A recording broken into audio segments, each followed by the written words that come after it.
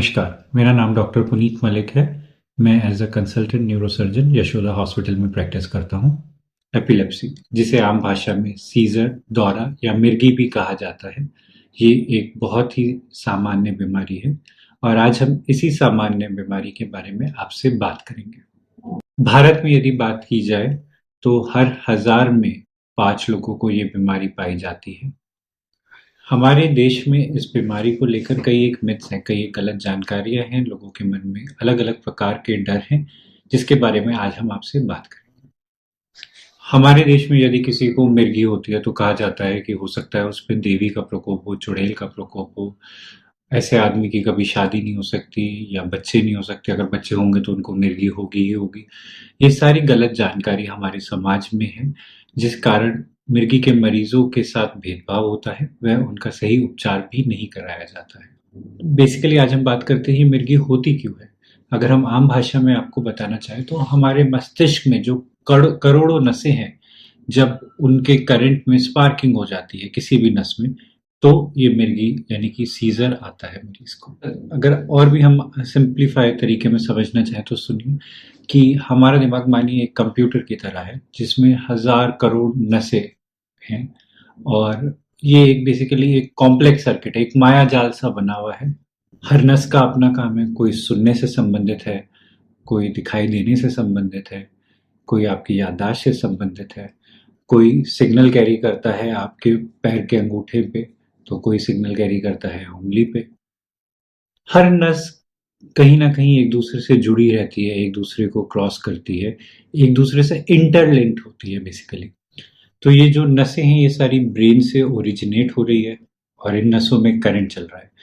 Current कितना? 15 से 20 microvolt current चल रहा है, जबकि हमारे घरों में तो 220 वोल्ट करंट आता है। जब हमारे दिमाग में शॉर्ट सर्किट होता है, यानी कि जो नसें बेसिकली एक दूसरे से बची हुई रहती हैं शॉर्ट सर्किट से, नसों पे एक माइलिन कवर होता है जो उसे इंसुलेट करता है, जो उसे एक दूसरे से बचाता है करंट क्रॉस सर्किट से।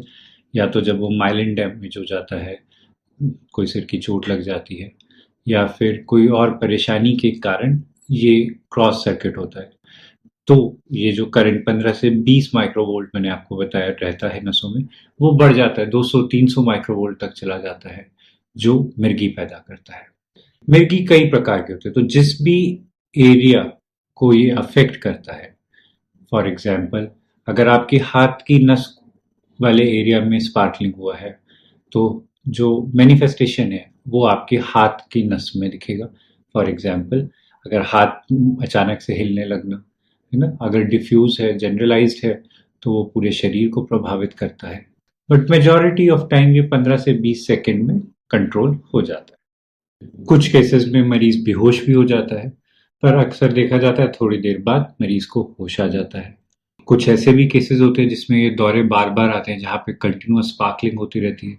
उन केसेस में मरीज बार बार परेशान होता है, उसे बार बार मिर्गी के झटके आते हैं। कुछ केसेस में अगर हम बात की जाए तो अचानक से मिर्गी के झटके के दौरान या उसके बाद हृदय गति रुक जाने के कारण जान को भी खतरा बन जाता है।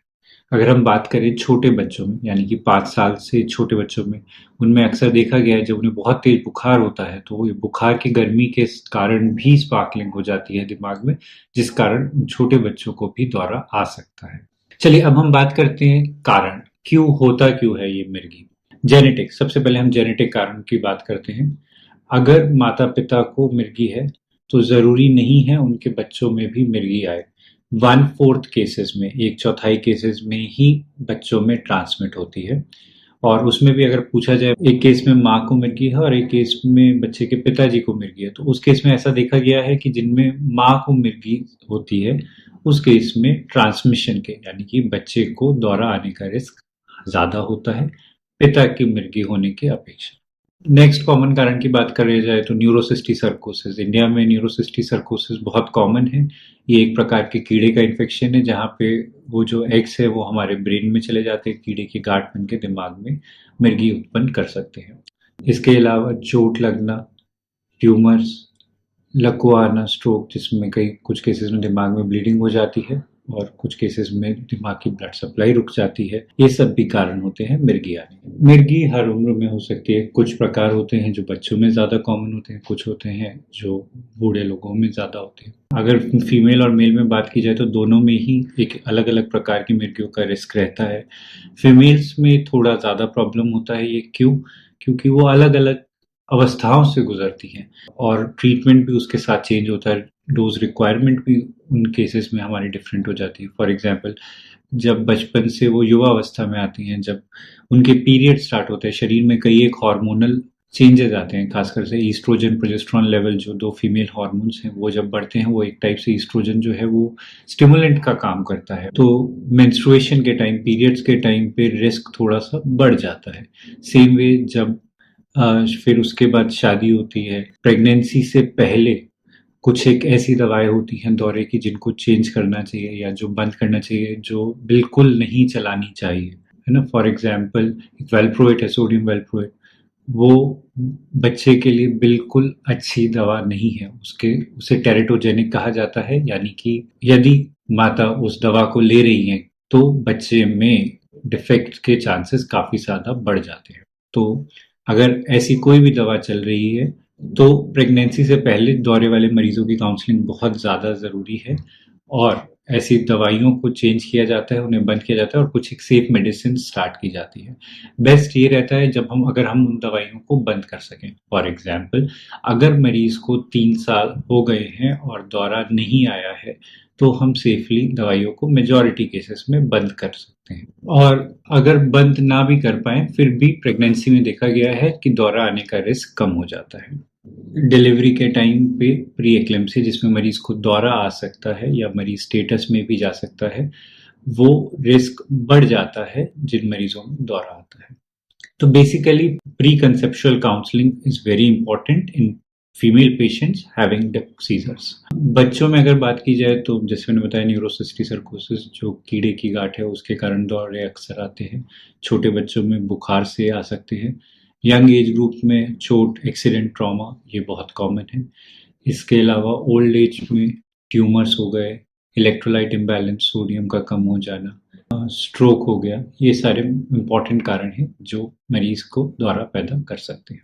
अब हम बात करते हैं कि हम पहचानेंगे कैसे कि ये दौरा ही है जो मरीज को आया है। तो क्या क्या साइन और सिम्टम्स होते हैं? अचानक से खड़े खड़े गिर जाना, हाथ पैर में झटके आना, मुंह से झाग निकलना, बेहोश हो जाना, जीभ काटना, पेशाब निकल जाना, ये एक प्रकार के दौरा हो सकता है। मेजॉरिटी केसेस में दौरा जो है वो 15 से 20 सेकंड तक रहता है। कुछ केसेस में जिसमें मरीज बेहोश हो जाता है, यूजुअली 5-10 मिनट में देखा गया है कि उसे होश वापस आ जाता है।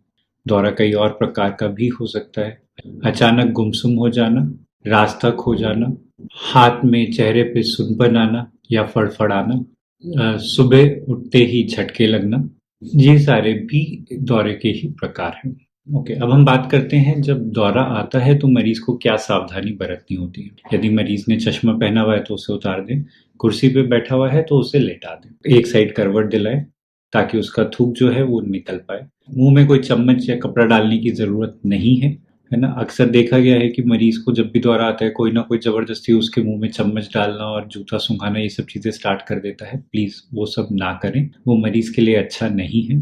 उसके दौरे को रोकने की कोशिश ना करें। वो अगर हाथ पैर मार रहा है तो जबरदस्ती उसे पकड़ने की कोशिश ना करें। कई बार इतनी ज्यादा परेशानी बढ़ जाती है कि मरीज की हड्डी तक टूट जाती है आपके दबाव से।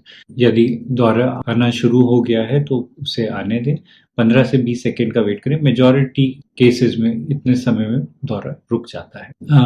एक चीज का और ध्यान रखें, मरीज के आसपास कोई भी शार्प चीजें ना हो जिससे वो खुद को हानि पहुंचा सके। अगर ऐसा कुछ भी है तो उसे हटा दें और फिर अपने डॉक्टर से सलाह करें, उनसे हेल्प मांगे, मरीज को हॉस्पिटल लेकर। जब मरीज हॉस्पिटल आता है तो उससे बेसिक हिस्ट्री ली जाती है, उसको ड्रिप स्टार्ट की जाती है, कुछ एक दवाइयाँ, इंजेक्शन स्टार्ट किए जाते हैं, उनकी ब्लड शुगर चेक की होती है, उनका बीपी देखा जाता है। अगर दौरे लगातार आ रहे हैं तो कुछ एक इंजेक्शन लगाया जाता है दौरे को रोकने के लिए।